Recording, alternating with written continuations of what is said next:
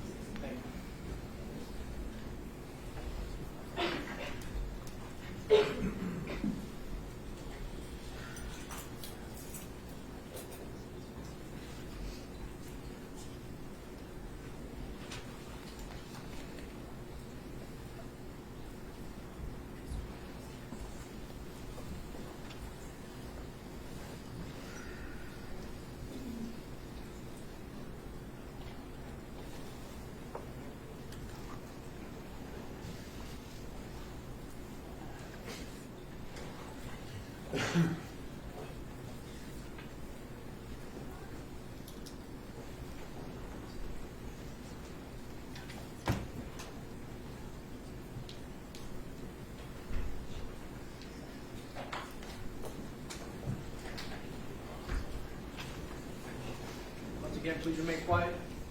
Thank you, Sheriff. Thank you, Sheriff.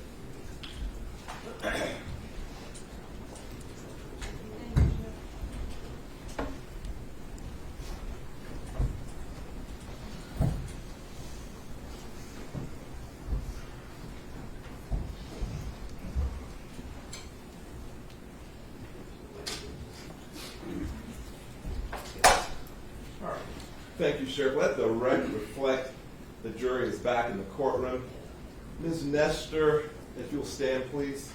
It's my understanding that the jury has reached a verdict. Is that correct? Yes, Your Honor. All right. I have a few questions. I just want you to answer the questions that I asked you. Once again, you're Catherine Nestor, the jury foreperson. Is that correct? Yes, sir. It's my understanding, as I said, the jury's reached a verdict. Is that correct? Yes, sir. Have you signed and dated the verdict form? Yes, sir. Have you placed the verdict form back in the envelope? Yes, I have. If you'll pass that to the sheriff, please. Thank you, ma'am. Thank May you, I approach, Ms. Your Nestor. Honor? Yes, sir. You may have a seat. Thank you, Sheriff.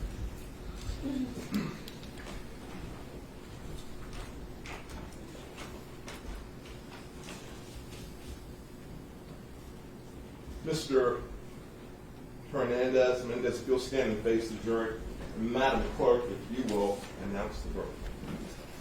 Ladies and gentlemen of the jury, your foreperson has returned a verdict in file number 21 CR 204-416-910, the state of North Carolina versus Erick Hernandez-Mendez. We, the jury, by unanimous verdict, find the defendant, Erick Hernandez-Mendez, to be guilty of first-degree murder. This the 13th day of March, 2024, signed by the foreperson. Is this your verdict, so say you all? Yes, it is. Thank you, Madam Clerk. Counsel, you may be seated. Thank you.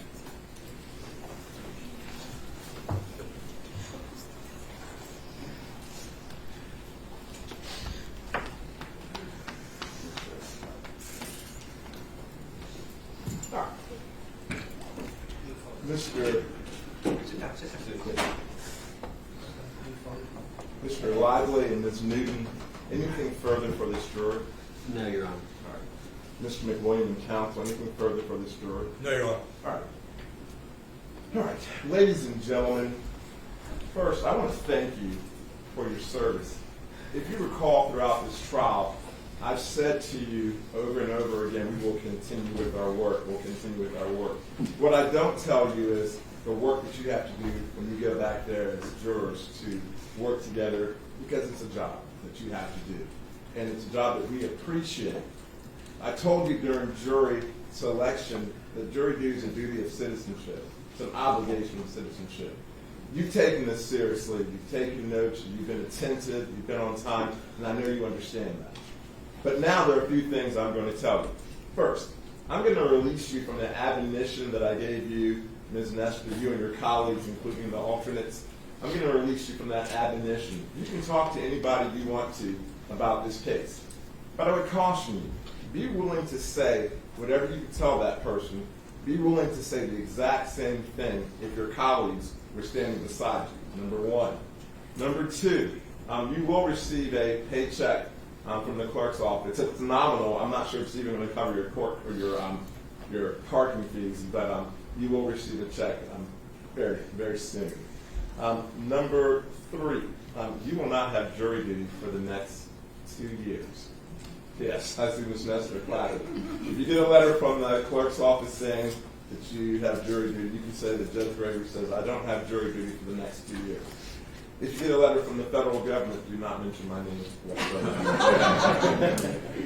Now, in conclusion, the sheriff does have notes for those that need notes for work and or for school.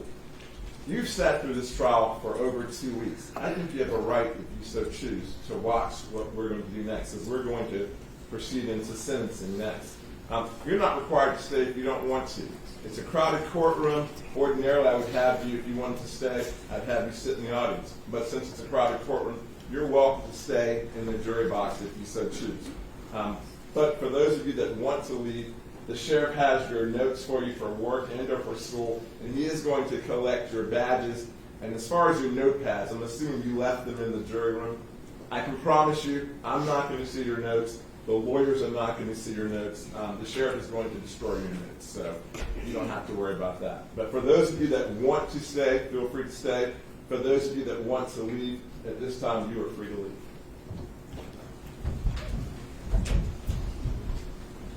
Please remain quiet. Thank you.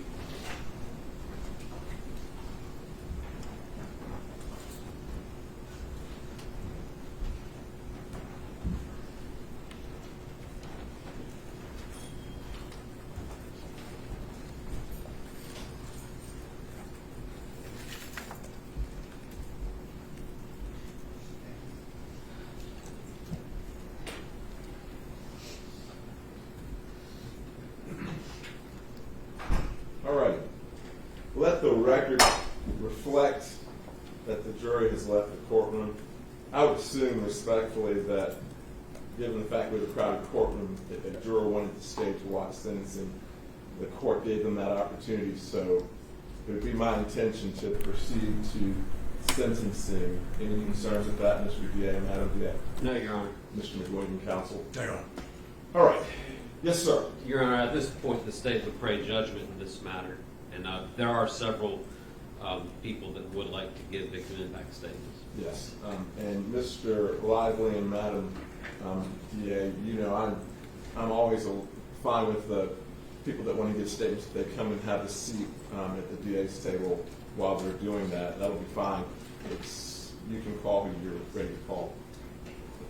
We'll start with Yolanda Matos, the victim's mother.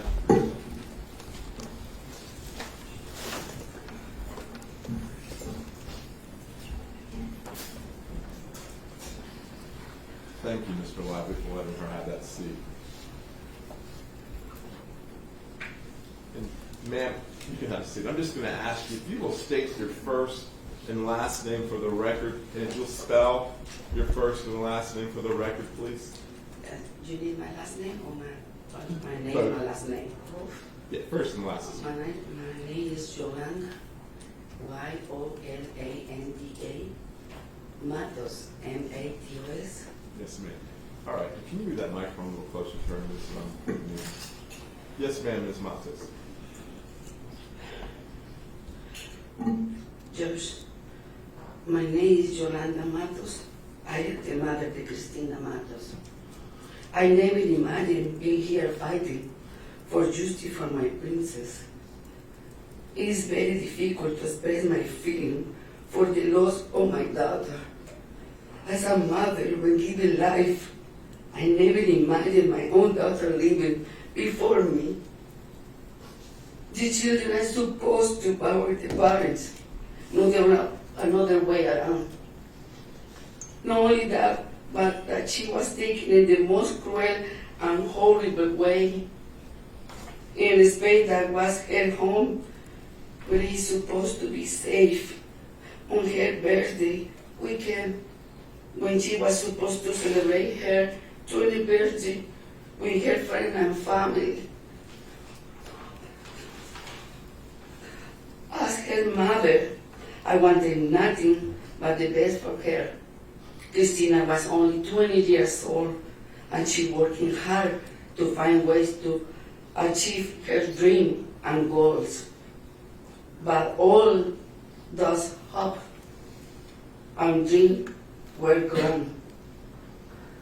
I cry in pain, wishing I could save my princess.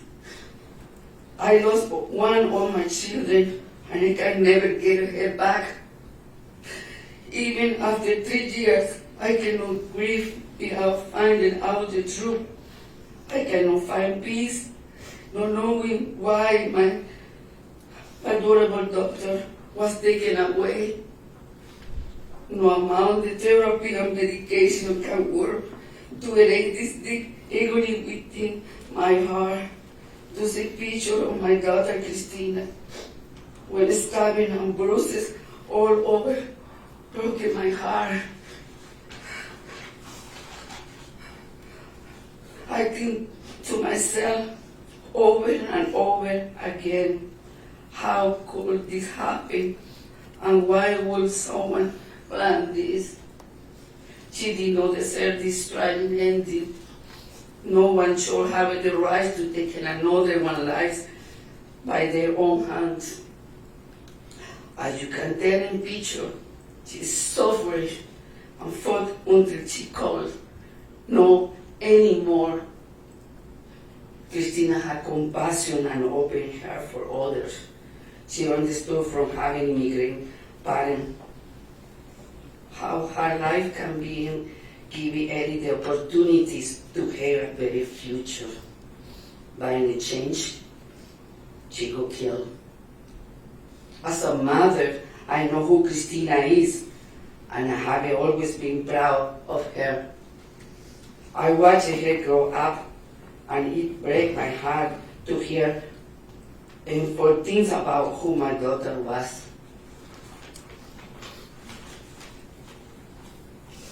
Destroying her, imagine, this is not Christina. This is not how I want her to be painting. She was beautiful inside and out. She was full of life and joy everywhere she went, filling every room with letters and happiness. She saw the best in people, always wanting to help others, and I hope you can see with her support and friends and family the heart she isn't touched. They come in taking time from their life to support and to find justice for her. How she died was not fair, and she did not deserve this. I live in agony with constantly reminded everywhere I go of Christina. There is never a day that goes by that I cry for her. I miss her voice, I miss everything. Her thoughts, I see every day in my dining room, crying. every day, wishing she can work in my house with her beautiful smile, so I can finally hug and kiss her in happy birthday that I can never had a chance to do. Because you decide, I can't believe that. Erick Hernandez, I don't can call you the animal because sometimes the animal have compassion. But you know, you in the evil, you don't have compassion for the only person that want to help you, the only person that want a good future for you. What are you talking about? Look at what you did to her. Look at what you did to my family. Look at what you did to me. I don't have one day can you visit my child. I don't have one day can you take a medication because I don't can hold this. You kill me, Vito. You kill me. No passion because of my child and my daughter. I have two kids, two, no one. She's my best woman.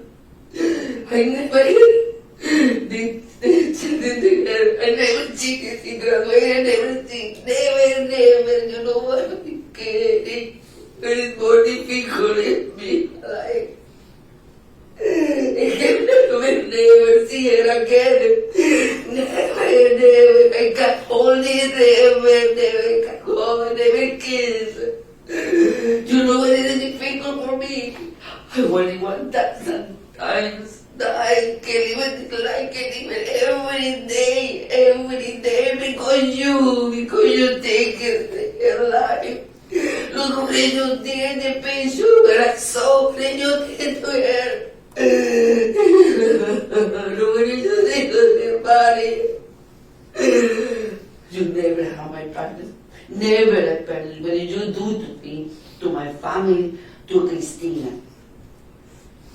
You take advance, you hiding, you crying. It's not fair. You deserve your sentence.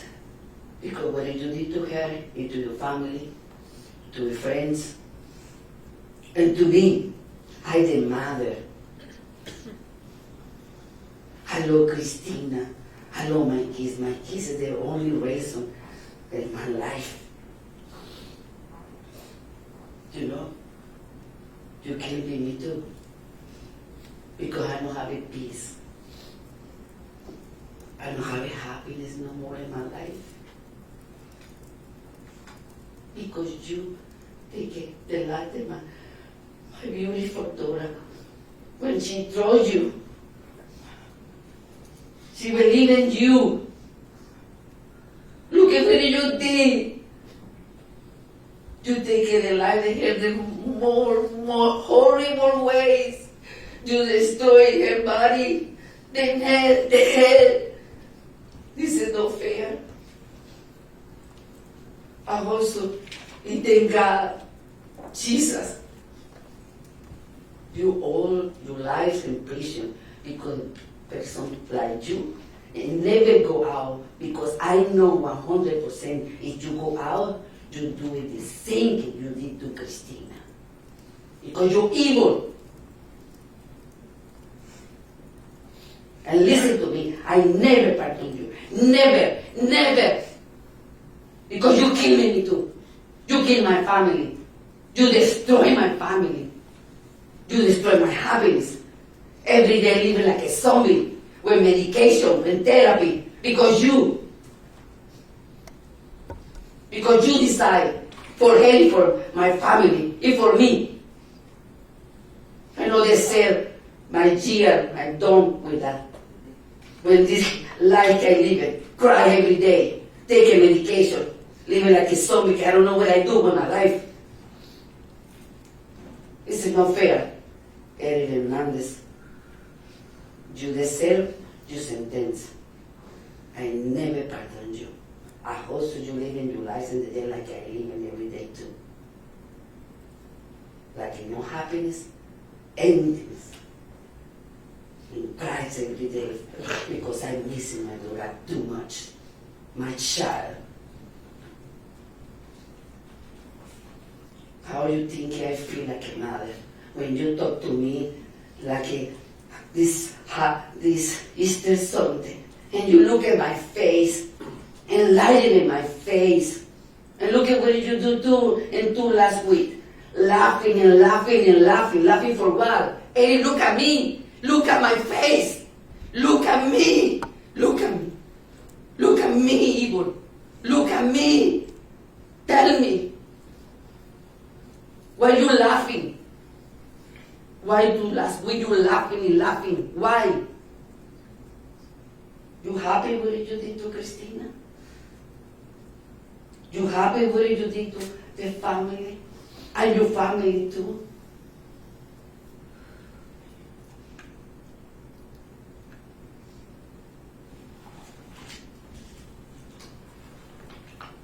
Ma'am, thank you.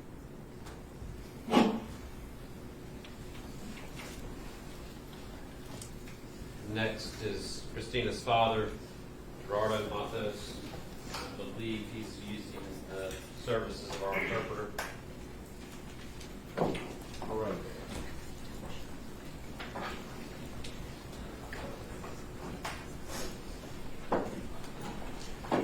And Dr. Vasquez, thank you. Are you ready? Just let me know when you're ready. I'm ready, Your Honor. Sir, Okay. if you could state your first and last name for the record, please. Mi nombre es Gerardo Matos. My name is Gerardo Matos. And could you spell your first and last name for the record, please? Yes. G. George, E. Edward, R. Robert, A. America, R. Robert, D. David, O. Oscar. That's my first name. This is mi primer nombre. That is my first name.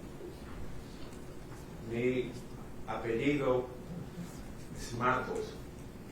My last name is Matos. M-A-T-O-S. M-A-T-O-S. Thank you. Yes, sir. I will hear you. Is it-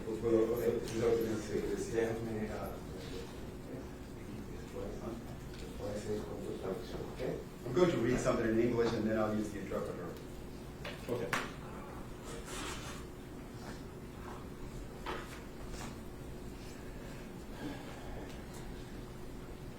God spoke. In 1876, the inventor Alexander Graham Bell spoke the very first word of a telephone. He called his assistant, Thomas Watson, say, "Watson, come here, I want to see you." Crackly and distinct, but intelligible, Watson heard what Bell had said. The first word spoken by Bell over the phone line proved the new day for a human communication had that done not. Established the dawn of the fourth day into the phoneless and empty earth, Genesis 1:2, God spoke his first word recorded in Scripture. And he said, "Let there be light." Verse 3, these words were filled with creative power. He spoke and he declared, came into existence. Psalm 33:69, God said, "Let there be light." And so it was his words produced immediately victory at darkness and chaos. Give me the brilliance and light. To order light was God's answer to the dominance of darkness. And when he had to create the light, he saw that was good. Genesis 1:4. God's first words continue to be powerful in the life of believers in Jesus. With the dawning of each new day, is all God is restarting his spoken word in our life. when darkness literally and metaphorically gives my two brilliance on his light, may we praise him and acknowledges that he called out us and truly see us. Marvin Williams.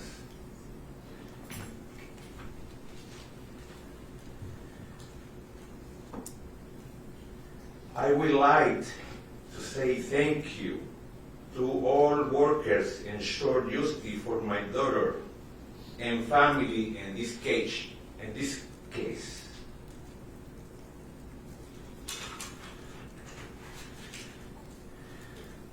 I want to say thank you to the hard job of this big team. Matt Lively, Stacy Newton, Kelsey Ernest, Detective O'Neill, the CCBI, the State Crime Lab, the Raleigh Police Department, and you, Wes Gregory.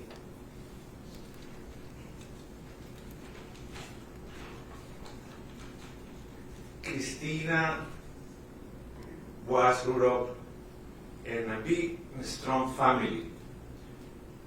When we came to this country, we have our dreams, our American dreams, to grow up a family, get kids, buy a house, make our dream. And from that time when I arrived to this beautiful country, I know how hard it is to be a citizen. Finally, Abraham, he's 21 years old, he helped me and his mother to be American.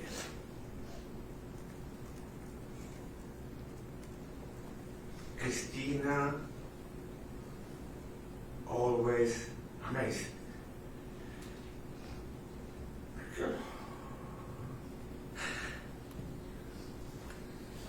Christina was a person with all these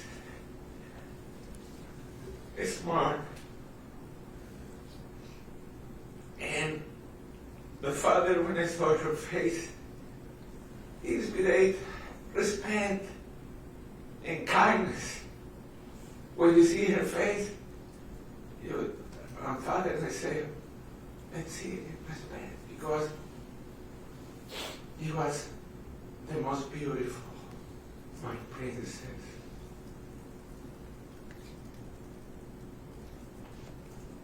Christina. And always she had the good heart to help. Because one time I was riding in my car. Basically, she was 5, 6 years old, and I was driving, and she took my arms, and I looked, and I was a homeless, and they said, hey, Father, let's help him. Okay. And I see the mirror, the most beautiful face in the world, and that was her, Christina.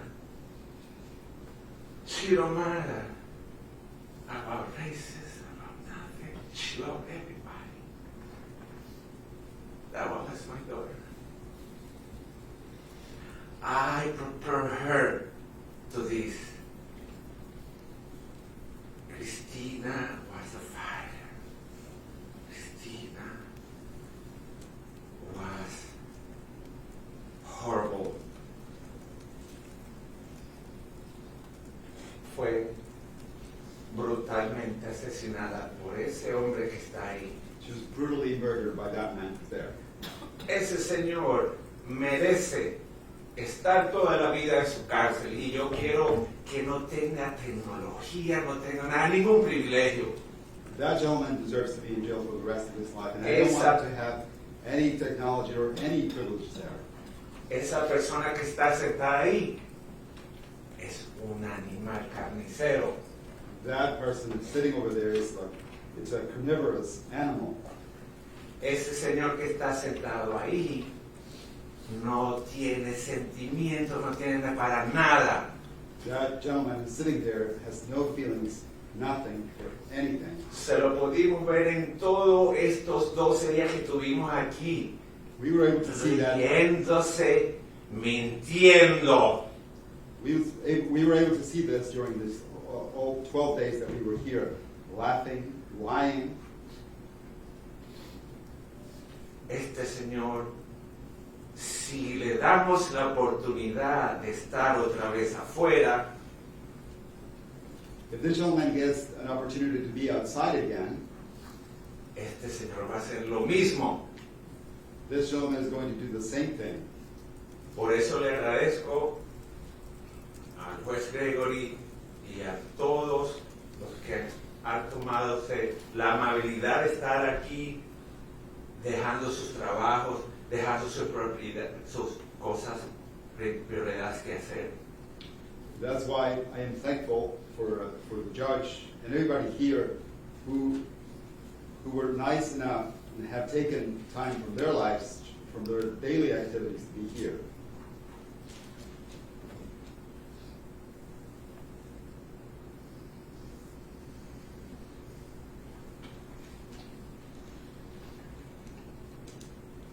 A child is a gift from God. Blessed with your own is a gift like no other. Muy importante que en esta nueva comunidad, en Raleigh, personas como Erick ni lo piensen, ni que traten de hacer lo que él hizo.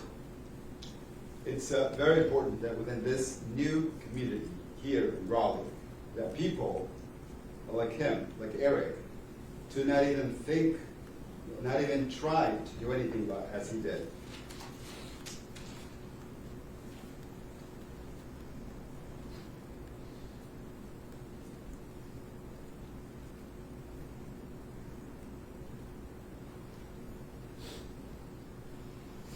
El mensaje para todos y el mensaje para el mundo es que hoy se hizo justicia por Cristina y el mensaje que le tenemos que dar al mundo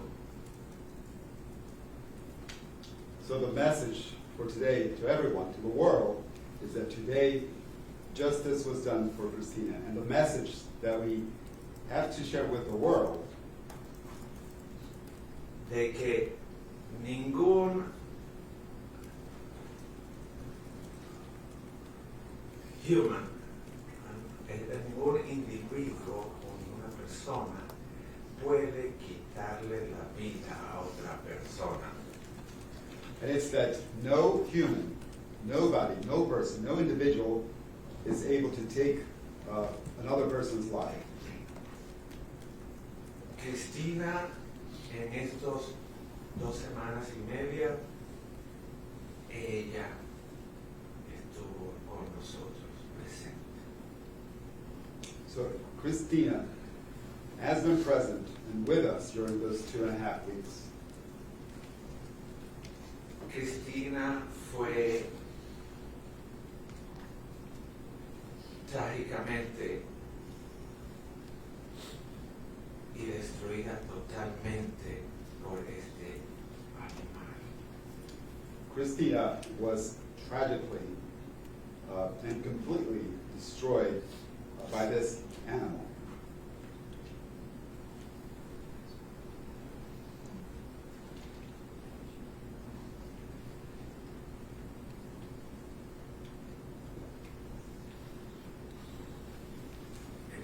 Cristina nunca voy a poder verla. I will never be able to see Christina again. No voy a ver cuando se gradúe en su universidad. You're not going to be able to see her graduate from the university. Nunca voy a ver sus triunfos I will never be able to see her triumphs. y nunca veré mis nietos. And I will never see my grandchildren. Por eso este señor That's why this gentleman merece here estar en el infierno. deserves to be in hell. Eso es todo. That's all. Mr. Matos, Señor Matos. sí. I want to thank you. I'm going to thank Christina's mom. From parent to parent. No parent wants to marry their child. I understand. Thank you.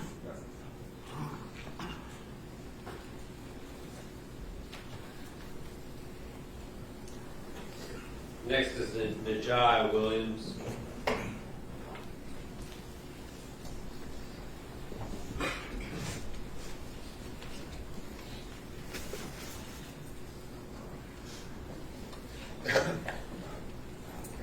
And if you can state your first and last name for the record, please. Nigeria Williams. If you'll spell your first and last name. Got you. Nigeria, Najiah, last name Williams, Williams. You don't mind if I read off of this? Sure. Hello, my name is Nigeria Williams, and I've known Christina since middle school. We had several classes together in 6th grade, and I'll always remember those hard chairs we sat on and had so many conversations, passing notes. Later on, going to basketball games, football games, etc., in our big friend group. I honestly always tell people I'd rather have a middle school reunion rather than a high school reunion, because when we were in middle school, we were pure. We had no worries. Our biggest worries were report cards and whatever rumors we had going on in the hallways at that time. We were just truly young and naive, and that's how it was supposed to be. There wasn't anything changing that. I'm sorry. I always love to think of Christina in that true light, because that's what we all deserve, is a true, pure light. Christina was caring, kind, and a shining light, and it really sucks that there's people out there that will dim that light due to their own demons. Later, we continued to grow in our lives, but we always stayed connected, meeting up at parties, having sleepovers, etc. I got to see Christina grow into an amazing young woman. She was a person that I always... Sorry.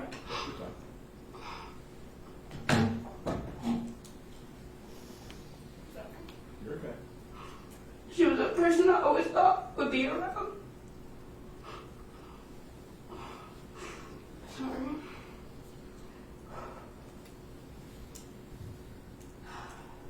Sorry, just give me 1 second. You have nothing to be sorry for. Trust me. You take your time. Sorry. Continued to meet up at parties, having sleepovers, etc. I got to see Christina grow into an amazing young woman she was. A person that I always thought would be around. Everybody has had or had fake friends, and that didn't happen. It sucks. Christina had to learn that lesson in the hardest way possible.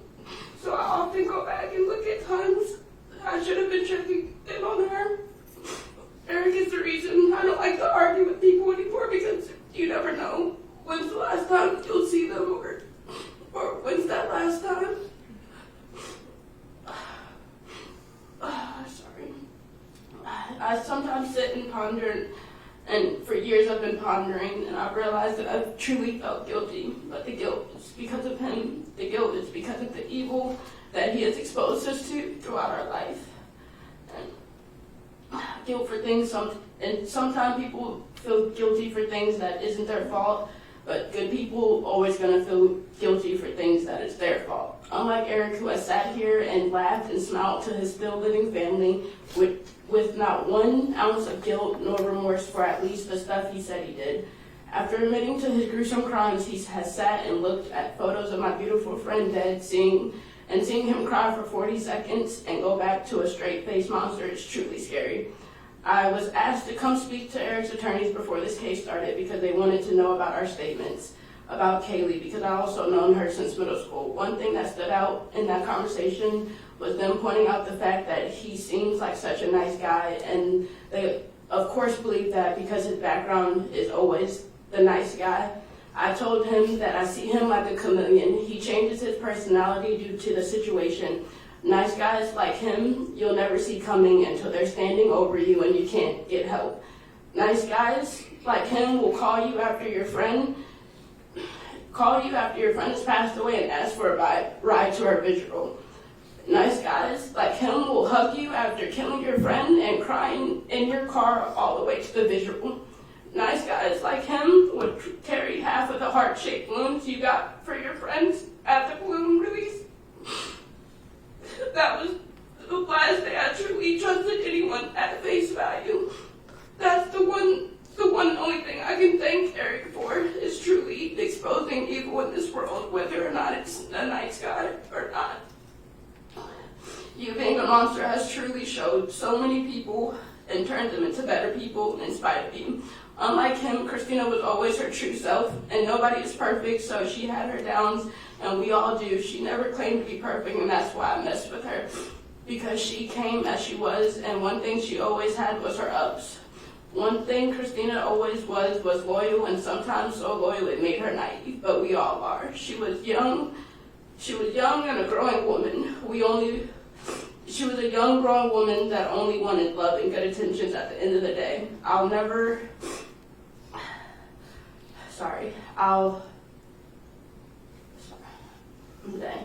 She had good intentions and pure love in her heart. What they have come to an understanding on why they, sorry, I messed up a little bit. Let me go up. She was a growing young woman who only wanted love and good intentions at the end of the day. She had only good intentions. I truly have yet to understand how Erick or anyone came to be how they are, which is a murderer, a smiling murderer at that. I doubt anything is funny now that the light is shining straight down on him. For almost 3 years, I've sat and wondered just a simple question, why?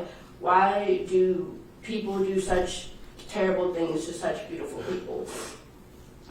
Why do people have no compassion for the simple human being, or let alone an animal? Just to hear some, why can you make such a brave decision? Why, on so many things for years, just to hear some BS story that isn't a good why. It'll never be, and I used to really want the answer, but today I know why I don't have it. And I've come to an understanding a long time ago, through the hard times. So let me share you this story that I found on TikTok. And the story on TikTok that truly got me through the situation was this lady. She was an EMS, and it was her first week on the job, and obviously she hadn't seen the stuff that she was going to see in her future and her job. And her first thing that was really gruesome to her is she went to a scene, and it was a scene where the husband had killed his wife, his kids, and himself. And so she had a hard time grasping that, and she broke down, and so she kept asking her captain, why would he do that? Why? And the thing that her captain told her truly got me through this whole situation. He told her that the day that you understand why people do things like that is the day that you become them. And I really do think a lot of people need to hear that, because most of us don't understand why things like this happen, or why you could even get that. And it's because most of us truly are not what he is. And I just wanted to point that out. In the end, Erick didn't win, but everyone in this courtroom and at home watching on TV got to see what true evil is at its core, whether you're a nice guy or not. Thank you. Thank you. And the final speaker is Abraham Matos, her brother.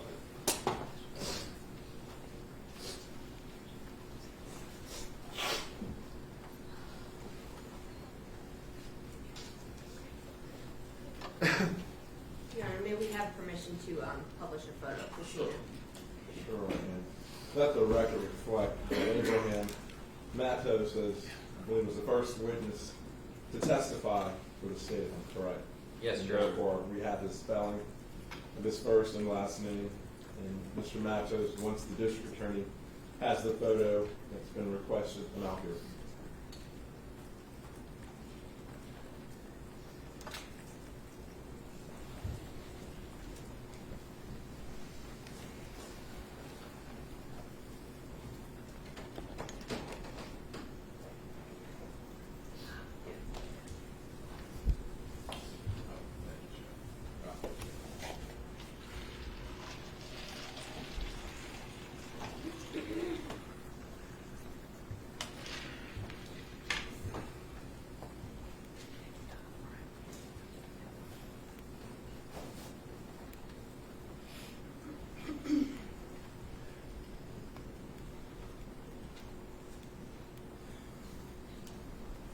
First, I want to thank everyone here in this courtroom who's involved in the part of this case of Christina.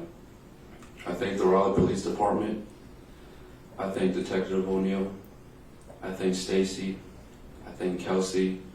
I thank Matt Lively. They have been in my shoulder with my family for years since the beginning. They made it easy for me to understand the court process because this was the first time I'd ever be in this situation, and I never thought I would be. So I would like to thank everyone, and also, Judge Gregory, thank you for taking your time and reviewing everything in this case. And also I'd like to thank the jurors too as well, to take the time in this case as well. Right now I'm going to show a photo of Christina, and that photo is posted because I believe it represents the best version of her that you could view if you were to never have met her. I'm going to start reading my victim impact statement to describe how I feel, because over the 2 weeks I wanted to respect this courtroom. I did not want to disturb the courtroom. I did not want to make loud noise, and I did not want to disrupt, because everyone was doing their job. I understand, and I thank you for letting me be here. So I will begin. My name is Abraham. I'm the brother of Christina Matos. I have waited almost 3 years to be in this moment today. I thought of everything I could say, with every word to express how I truly felt when facing this monster today, who is closing his eyes, who brutally killed my sister in cold blood.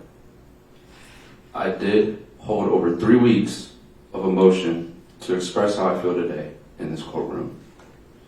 This was the most difficult situation I've ever faced in my entire life, and I know others as well.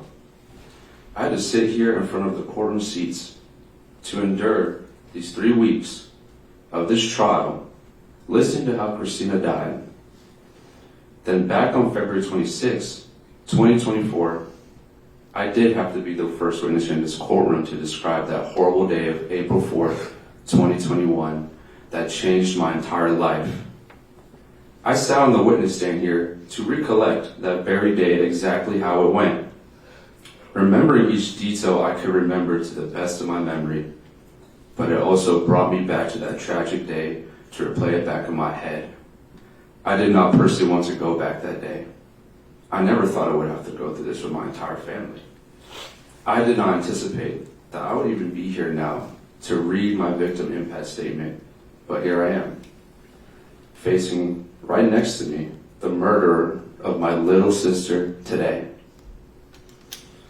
Over the course of this trial, the courtroom and I have seen graphic photos of Christina, how she was first found in her bedroom, lying in her own pool of blood. I could not even recognize her face because the amount of blood that she was covered in. You cannot even identify if that was even her, because the damage was just too gruesome. Upon showing more evidence, she was shown face up with a gray sweater, and upon reviewing the photos, the state proceeded to show the jurors the gray sweater on a table in court, which they each saw drenched in dry blood, entirely from her alone. The color gray did not exist anymore on the sweater. Not only did it stop there, I had to see her nails completely removed from her nail bed, because this heartless being had torn them off and taken out the trash along with parts of her hair and her DNA to cover his crimes, all while being caught on camera doing it, walking as if he was taking the trash from a normal day. I also had to uncomfortably listen for almost 3 weeks to the defense attorney of Erick's team speak poorly of her character, discussing with me uncomfortable questions about my sister, talking about her while she could not even be here to defend herself, stating claims of who she might have been. But I do respectfully understand, though, that they're doing their absolute best to represent Erick. However, it was tormenting me inside to listen and hear the defense wrongfully describe my sister of who she might have been every day at this trial, as if my sister Christina did not suffer enough. Me and my family had to hear every awful detail, explain the raw, graphic photos, witnessing the damage she endured and what was done by Erick Hernandez. I did hear with each stab wound how deep the blade entered her neck based on an autopsy report provided by the medical examiner. They described 2 inches, 1 inch, and half an inch repeatedly, using a blade to stab her neck. It was so horrible that they could only give the autopsy report an indicator of 16 stab wounds because it could not be identified clearly enough to state whether or not all the stab wounds on Christina's neck with all the abrasions and cuts. It was difficult for them to analyze all the stabbings. To conclude, they could not testify how many were determined from how much damage and destruction she endured from her neck area. They said, on quote, "Due to close proximity of the wounds of the neck, determination of the individual stab wounds with the individual injuries of the neck could not be definitively determined which individual stab wound resulted in the underlying injuries of the internal neck." And I also quote, "The individual neck muscle have been penetrated multiple times." So as the autopsy photos kept coming, more cuts on her body were shown on display for the court to see. I kept on once again hearing 2 inches, 1 inch, and half an inch.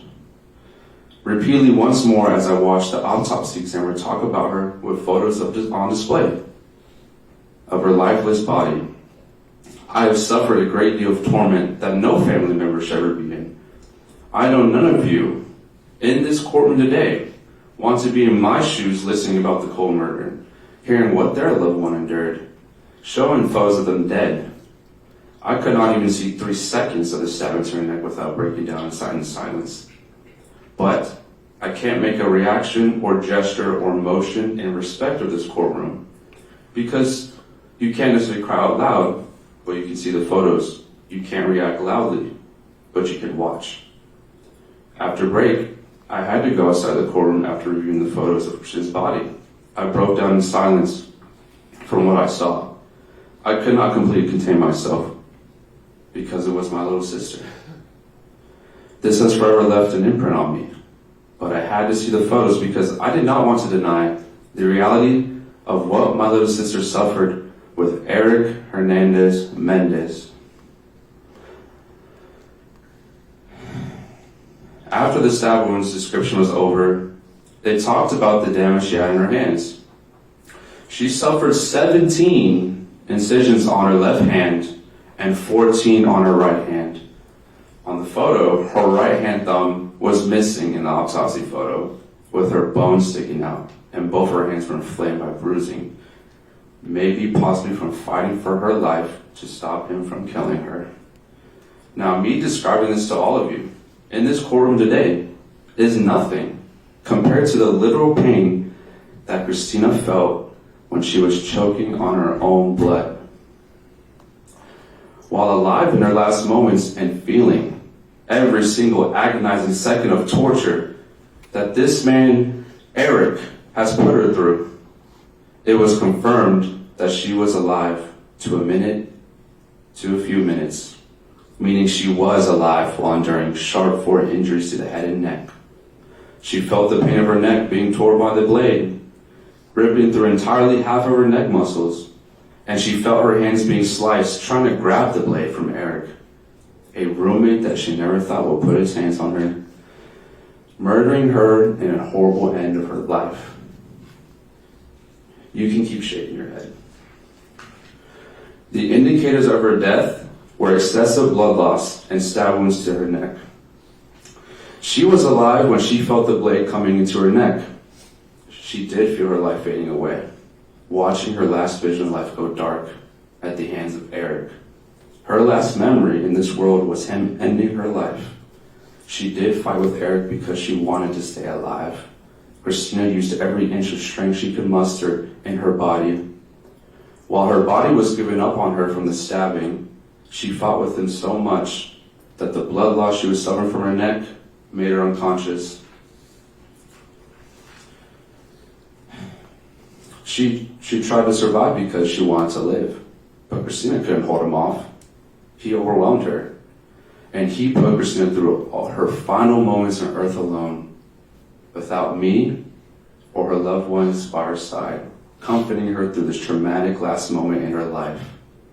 I can imagine she was scared and frightened because he made her feel like she had no way out to escape that morning. He murdered Christina savagely in her bedroom, and after he murdered her, he went out to order a pizza from a restaurant named Bad Daddy's. He came back to eat this pizza at the same apartment complex where he murdered her, being caught on camera walking with his pizza as if nothing ever happened to Christina that day, acting like he just did not stab her over 60 times to death on that very same day. How heartless can a human be? To make Christina suffer for minutes on end, to watch her die, rip her nails, remove pieces of her hair, and right after feel hungry to go eat some pizza.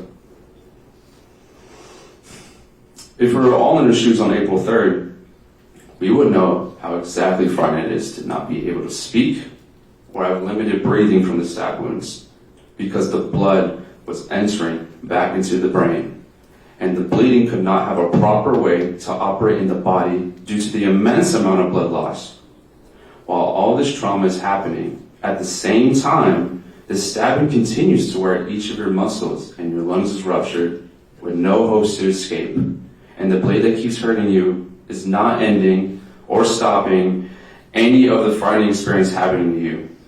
I know none of us can think rationally at that moment. You could be thinking about anything from your last moments because you realize that this will be your very last time on earth, knowing that you're forced to die.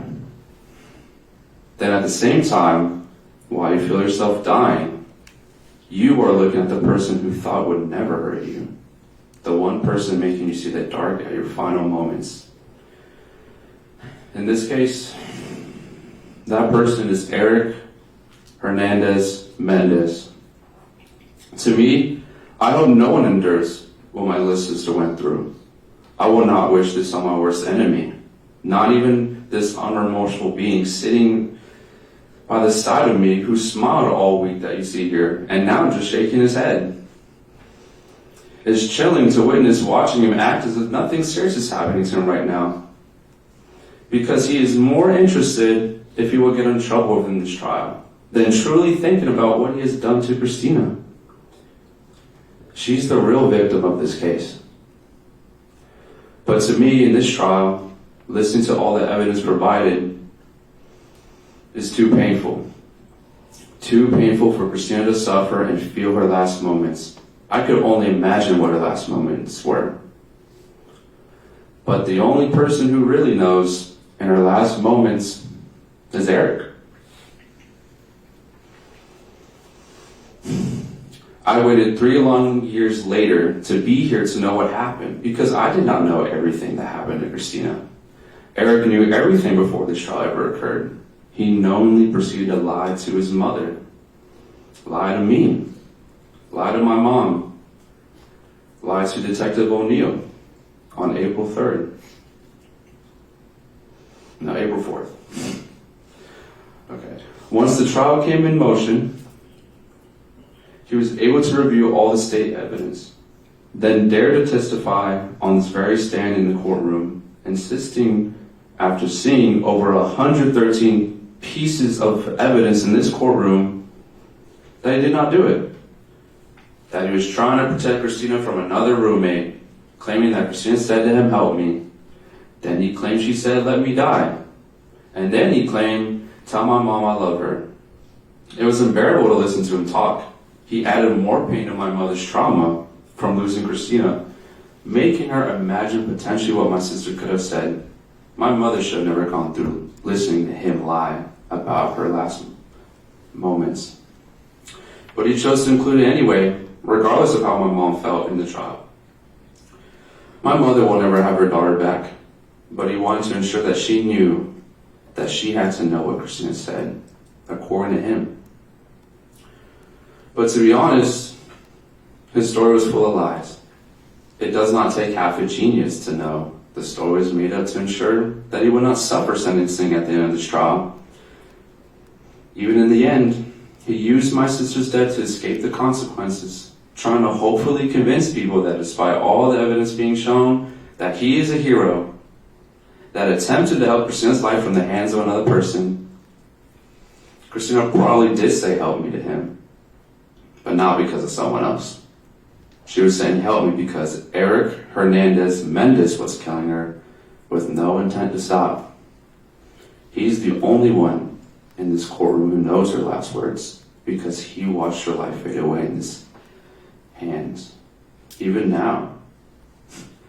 His lack of heart is showing now in this courtroom because he made up a story using my sister's death in an attempt to not be charged with first-degree murder.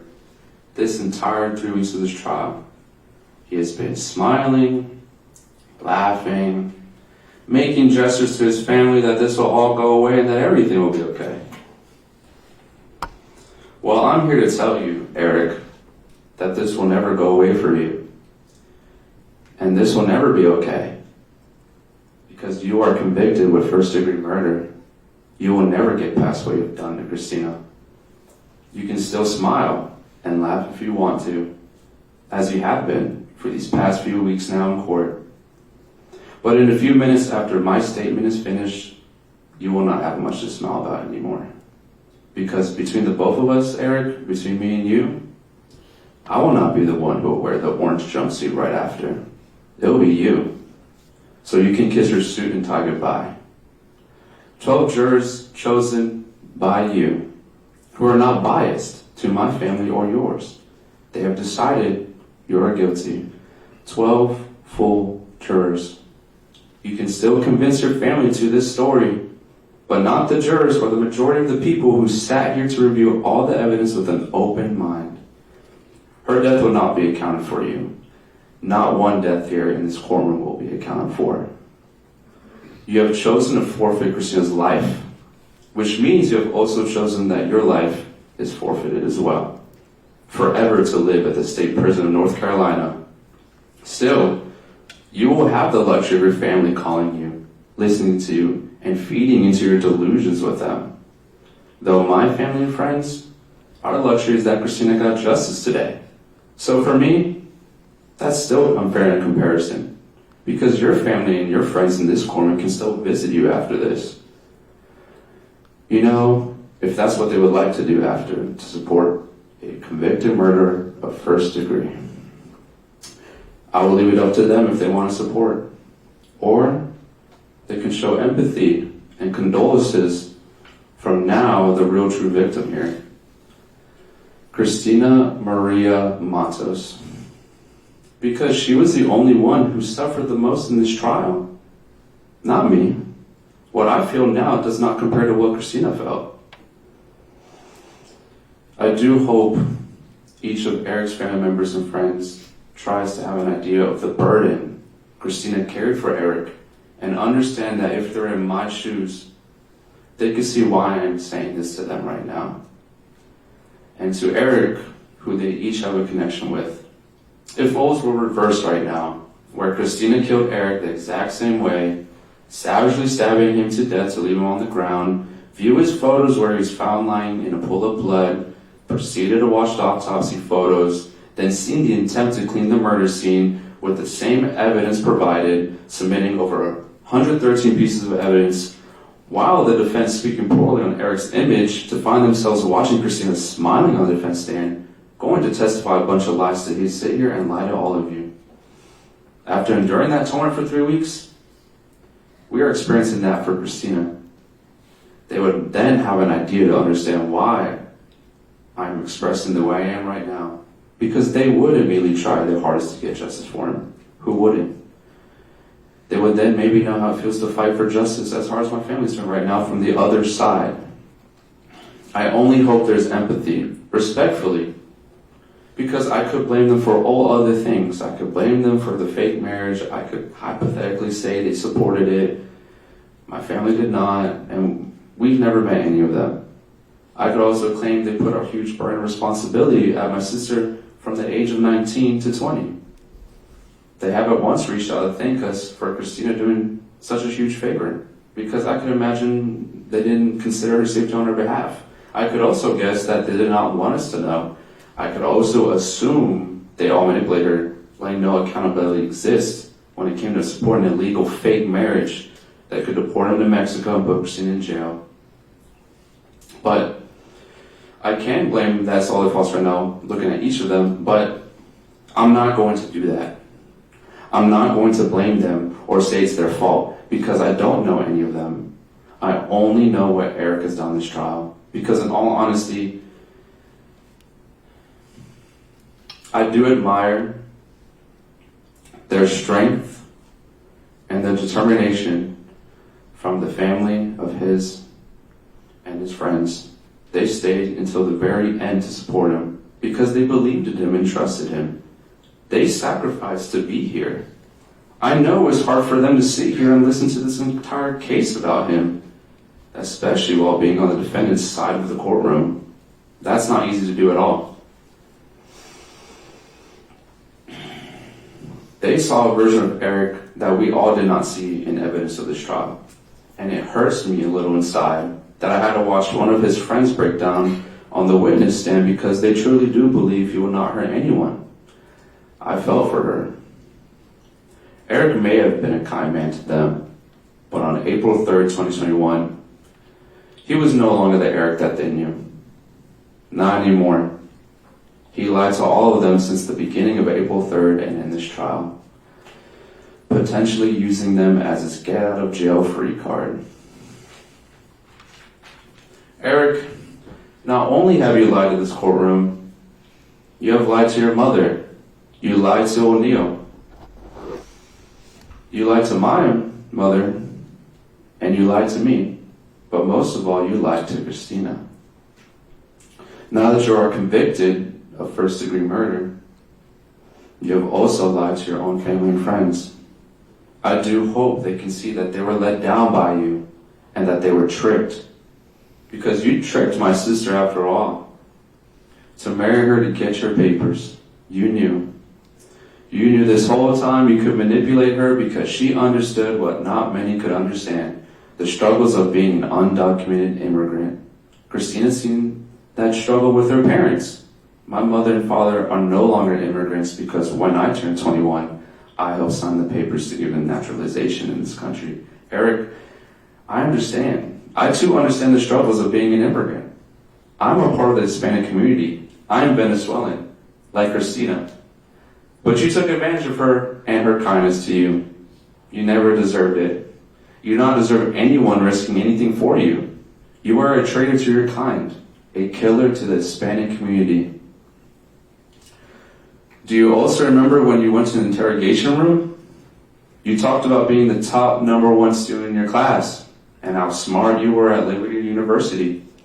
I heard in the interrogation room you achieved some associate's degree and working on 2 bachelor degrees that you hope to achieve. While describing how good you are, you also bashed everyone who was not you in that interrogation room with O'Neill. Do you remember what you said? You said the people who may have hurt Christina were the gang members she hung out with, the bad men at work that she had to deal with, or a stalker that you made up. The truth is, it wasn't the gang members who hurt her, or the bad men at work, or the stalkers, or the black people that you said that she hung out with. It was the honor student who was the top of his class, who enrolled in Liberty University. It was you. You're the murderer. None of whom you described did it, and none of them are a murderer like you. You're worse than any of what you described that may have hurt her, because you are a wolf in sheep's clothing. And I will be honest with you. You were terrible at hiding the crime. You thought this trial was all about you, didn't you? Since the beginning. What you didn't know, it was all about Christina getting justice for her. You failed miserably trying to hide your crime and lied miserably. We wouldn't have gone this far if Christina had not given me the keys to her apartment for me to find you. You said in the interrogation room that Christina did not have a loving family to be there for her. Yet you were shocked to know right after that we instantly went to her apartment after the police said she was reported missing. You underestimated the Matos family. You lied in this courtroom to say my mother was never there for her, yet she never missed a day in court and is never the same from losing Christina because of you. Everyone who's with my mother now can recall their own story of how much involvement my mother was in Christina's life. I could testify that myself. My mother always saw Christina as a little princess. You did not realize that. You did not realize she had a loving family to look for her right after. She told me where she lived, and I stayed there before multiple times. You didn't know that. And you didn't know that she was telling me that she was planning to help you with your fake marriage to get citizenship for you. You thought no one knew that. Christina didn't tell you everything you thought you knew. And then you attempted to poorly make up more lies to paint Christina and her family in an attempt to sway the jurors. Nice try. On April 4th, 2021, we broke a door down when we were there in that apartment looking for Christina, trying to find her. Thanks to your lying about the wrong room door to break, when we called you for what room she stayed at, you'd given us purposely the other roommate's room, the letter A, for us to break instead. You didn't want us to find Christina, not because you didn't want us to see the body. It is because you did not want to be caught from one of us calling the police right after. And we figured out easily you were up to no good. You played dumb with me that day, looking for her. I played dumb back. I know you were trying to lie to me about the wrong room, while at the same time I was holding the receipt in my pocket that I found in your very own room. You thought you could fool me, but look where we're sitting now, across from each other. You couldn't fool me or anyone else involved in this courtroom. I see you now and I see that you're still so ungrateful. Even after everything she did for you, she moved you into her apartment to help you from what you claim was a very toxic household that did not accept your sexuality at your own home. Christina risked her life to help you, made you live in her apartment to avoid issues you had with your family. She extended her hand out because she saw something in you at that time. And at that time, you were the most important person in the world to her. She told me you were the nicest man she's ever met, and you deserve to be helped. She wanted to protect you, even from me, when I told her that she shouldn't help you. And she told me exactly on quote, "You are wrong, Abraham. You don't know Eric.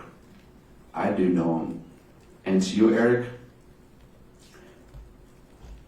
has she meant nothing to you? Nothing at all? While she was sacrificing everything for you to make you happy, you never truly appreciated her at all? She risked her life for you. And for what exactly? For you and your dreams. But you never let her have her dream of her own. You didn't care on April 3rd of 2021. You killed her right after her very own birthday. Christina only had a few hours to be 20 years old because her birthday was on April 2nd. And she never got to open her gifts from her car or the birthday letters that she received from her loved ones. You hated her so much that you had to kill her 7 hours after her birthday, one of the most important days in an entire year a person can have. That is how much you hate her. And you tossed her aside on the ground like she was nothing. Left her to lie down in her own pool of blood. That's so wrong. So wrong of you. You're the worst human being to encounter. To use people like tools and throw them away when you break them. Even now, you attempt to use Christina as a tool to get out of your situation by creating a false testimony of yours, lying about what you did to cover your own crime. Erick, you and I know that you killed her, and everyone else along this courtroom knows. You can't keep using people as your golden ticket for you. It ends today. Now that I know that I have justice for Christina, I will work with the best of what I have left with Christina's memory to me and move forward with my life. Because you will be forgotten, only to be remembered as a murderer. Christina will always be remembered as a guardian angel from heaven and will always be missed dearly by everyone she came in contact with. You will not be missed, Erick, or from this courtroom. You will be locked up forever while everyone else moves on and forget about you.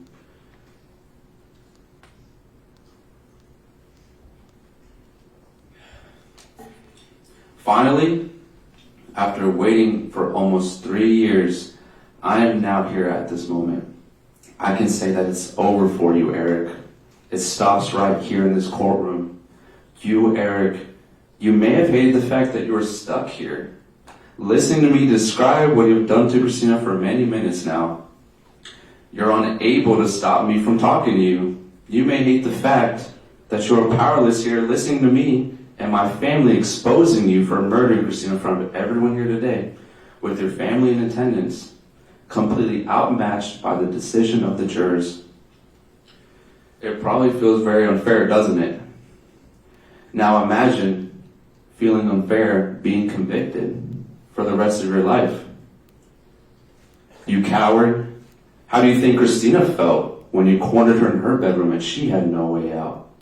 Well, now it's your turn. I hope you enjoy it. Justice will be served. This is for Christina. Abraham, thank you. I'll tell you this also. I have 3 younger sisters, and I know your sister is proud of her big brother, and you're right. The defendant called her the golden ticket. She's not a ticket, she's just golden. She's just golden. All right? Thank you, sir. Yes, sir. All right. Mr. Lively and Ms. Newton. Anything further on sentencing? Obviously, the impact has been massive to this family, Your Honor. We don't need to be hurt any further. We just ask you to impose the sentence required by law. Thank you, sir. Commissioner Williams? Your Honor, it is a life sentence. I don't need to be heard any further at this time. Out of due caution, is there anything your client wants to say? I doubt it.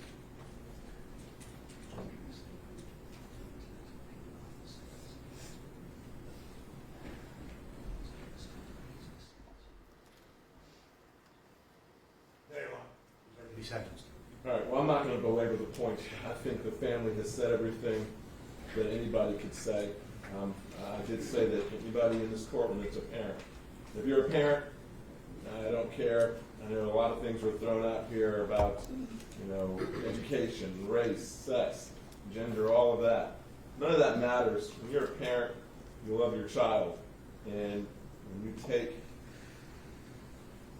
your last breath on this earth as a parent, you want your child to be the one burying you. You don't want to be the person to have to look at your child in a coffin at a gravesite. And I believe the jury did the right thing. I believe the jury did the right thing. I believe in our system of justice. It's not the best part about being the judge. I sit back and just call the balls and strikes and let the lawyers do their work and let our system work. 12 people said you killed her. You murdered her. And I believe it. All right. I will, based on his conviction for first-degree murder, sentence him to life without the possibility of parole. I can't tell the warden what to do as far as, I know there was a request from the father, I believe, about not allowing him to have any access to anything in the prisons, as far as I don't know what they can have access to. And I recognize that the court's authority only goes so far, but I would say this, that he should not be entitled to have access to anything as far as any educational opportunities, vocational opportunities while he's incarcerated. He should sit and think about what he did. But that would be up to the warden as far as what he or she allows. But as far as my authority, as I said, I'm sentencing to life without the possibility of parole. Sheriff, you can now take him to the Department of Corrections. Your Honor, Judge, if I may, at this time, the defendant does enter notice of appeal and does request that the appellate defender be appointed to represent him. Notice of appeal is noted on the record. The court will appoint the appellate defender's office, and the defendant respectively shall have no bond. All right. He is with the sheriff. Thank you, Your Honor.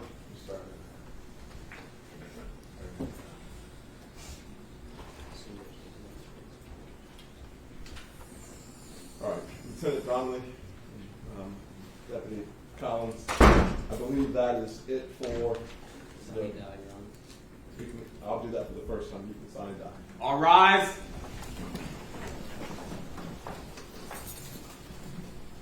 Oh yes, this Honorable Superior Court for the County of Warwick now stands adjourned. Sani die. Oh yes, God save the state and this Honorable Court. Everybody have a good day. Mic check. 1, 2, 3. Everybody have a seat, please. Everybody have a seat, please. Everybody have a seat.